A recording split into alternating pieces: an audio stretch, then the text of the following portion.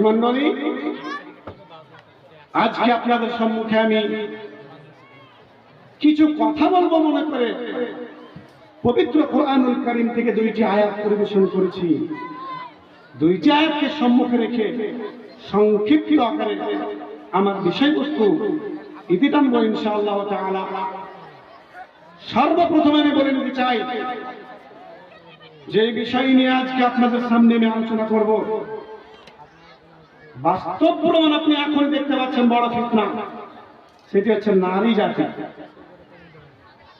দেখেন, এখন আওয়াজ শুনতে পাচ্ছেন না? বলেন, পুরুষের দিকে কোন আওয়াজ আছে? নাই না? মহিলাদের আওয়াজ পাচ্ছেন না? হ্যাঁ, মানে এমন অবস্থায় এরা চলে গেছে এমন জায়গায় যে মরতে মরতে এরা ঝগড়া করতে ছাড়বে না। দেখেন দেখেন, এখন দেখেন কথা বলছে। আশ্চর্যমূলক, এইখানে চুপচাপ পুরুষগুলো বসে আছে, কিন্তু মহিলাদের কথা দেখেন। সুবহানাল্লাহ।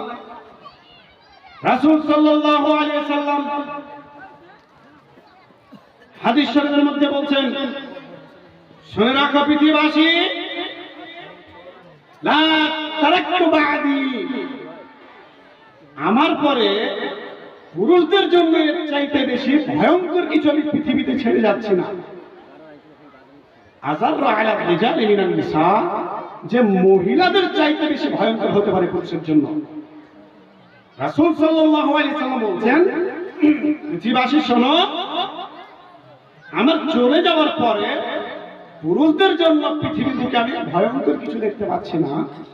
মহিলাদের চাইতে, মানে এদের চাইতে ভয়ঙ্কর পৃথিবীতে আর কেউ নেই। যারা পুরুষদের বুদ্ধিকে নষ্ট করতে পারে, যারা পুরুষদের ব্রেনকে হ্যাং করে দিতে পারে, যারা পুরুষদের ঈমানকে ধ্বংস করে দিতে পারে, যারা পুরুষদেরকে জাহান্নামের দিকে ঠেলে দিতে পারে, যারা নিজেরাও জাহান্নামের দিকে যেতে পারে, যারা তার নিজের বংশের 4 জন মানুষকে জাহান্নামের সঙ্গে নিয়ে যায়, রাসূল সাল্লাল্লাহু আলাইহি ওয়াসাল্লাম বলেন, এর চাইতে বড় ভয়ঙ্কর কাউকে আমি তোমাদের জন্য ছেড়ে যাইনি। যারা কি করবে? পুরুষদেরকে জাহান্নামের দিকে ছেড়ে দিবে। নারীদের চাইতে বেশি আমি কাউকে দেখি ভয়ঙ্কর তোমাদের জন্য। সুবহানাল্লাহ। উপস্থিত বৈঠকের দিনদার মা বোনেরা, যারা এখনো বসে আপনারা কথা বলছেন, সাবধান থাকুন।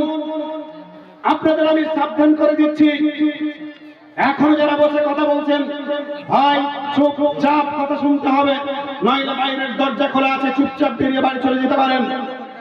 কোন প্রয়োজন নেই আপনার এখানে থাকার। কে বললো আপনাকে এইভাবে বেহায়া হয়ে আসতে, বেলজ্জা হয়ে এখানে আসতে? কে বললো? বেহায়া নারী, বেশরম নারী, বাড়িতে তো ঝগড়া করোই করো, এইখানে আসার পরে কথা তোমার এখনো বন্ধ হয়নি। বেহায়া মহিলা, তোমার পিতা নেই এখানে, তোমার স্বামী কিনে এখানে, তোমার ভাই কিনে এখানে, তোমার লজ্জা হয় না, তোমার হায়া হয় না, তোমার ইজ্জতবোধ হয় না, তোমার শরম নেই? বেহায়া মহিলা। ভাতৃমণ্ডলী, খরজোরে আপনার সামনে বলতে চাই, যার নিজস্ব স্ত্রী মহিলা আছে, বাড়ি থেকে আজকে ভালোভাবে তাকে টাইট দিন, ভালোভাবে শিক্ষা দিন, নচেত আপনাকে আল্লাহ রাব্বুল আলামিনের কাছে জবাবদিহি হতে হবে। মহান আল্লাহ রাব্বুল আলামিন পবিত্র কোরআনুল কারীমের মধ্যে বলেন,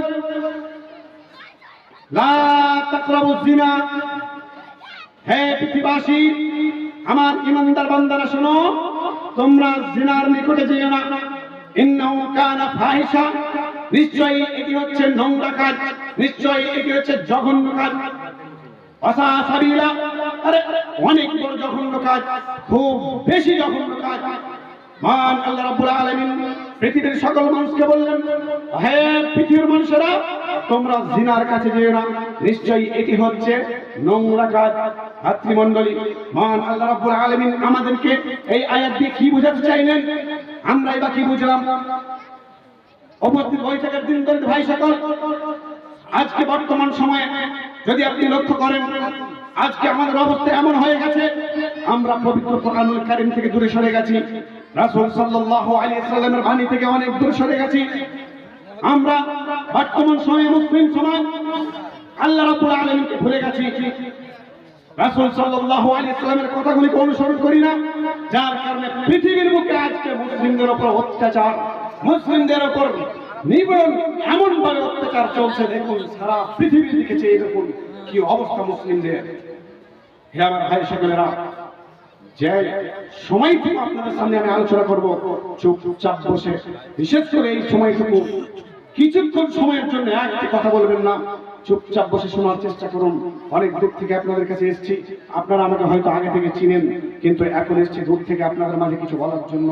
আপনি এই কাজ ঠিক করবেন না যদি আমি আমার কোরআন হাদিস বলেই যাই, আর আপনি নিজে থেকে যদি গল্পের মধ্যে চলতেই থাকেন, তাহলে আপনি বড় জুলুম করবেন, আপনি বড় জুলুম করবেন, আপনি বক্তাদের সঙ্গে মুনাফিকি করবেন।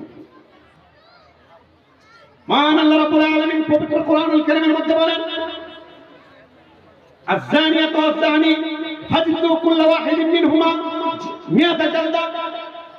শুনে রাখো, যারা জিনা করে, জিনাকারী পুরুষ, জিনাকারী মহিলাকে 100 বেত্রাঘাত মারো। মহান আল্লাহ রাব্বুল আলামিন এখানে বললেন, জিনাকারী পুরুষ, জিনাকারী মহিলাকে 100 বেত্রাঘাত করো। তিনি বলেননি যে কিভাবে মারতে হবে, তিনি বলেছেন 100 বেত্রাঘাত করো, 100 বেত্রাঘাত মারো।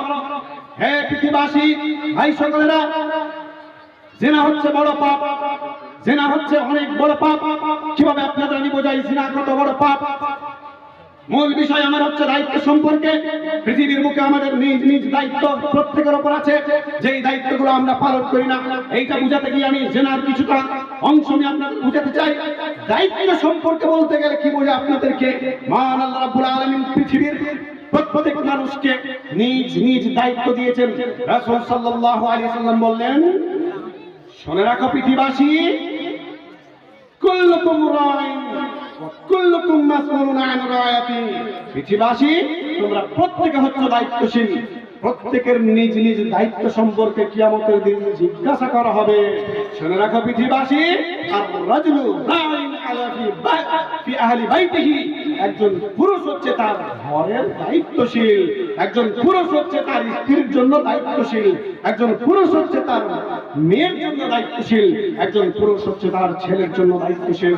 হ্যাঁ, উপস্থিত বৈঠকে আমার ভাই, দিনী ভাইরা, যে সকল মানুষের আজকে বিবাহ হয়েছে, যার সন্তান আছে, মনে রাখবেন আপনি হচ্ছেন আপনার পরিবারের দায়িত্বশীল। যার মেয়ে আছে, মনে রাখবেন আপনি হচ্ছেন আপনার মেয়ের দায়িত্বশীল। যার স্ত্রী আছে, মনে রাখবেন আপনি হচ্ছেন আপনার স্ত্রীর দায়িত্বশীল। হ্যাঁ, উপস্থিত বৈঠকের চেয়ারম্যান, মেম্বার, প্রধান যারা আছেন, সকলকে আমি বলতে চাই, মেম্বার সাহেব আপনি হচ্ছেন আপনার এলাকার দায়িত্বশীল, প্রধান সাহেব আপনি হচ্ছেন আপনার এলাকার দায়িত্বশীল, মন্ত্রী সাহেব আপনি হচ্ছেন আপনার এলাকার দায়িত্বশীল।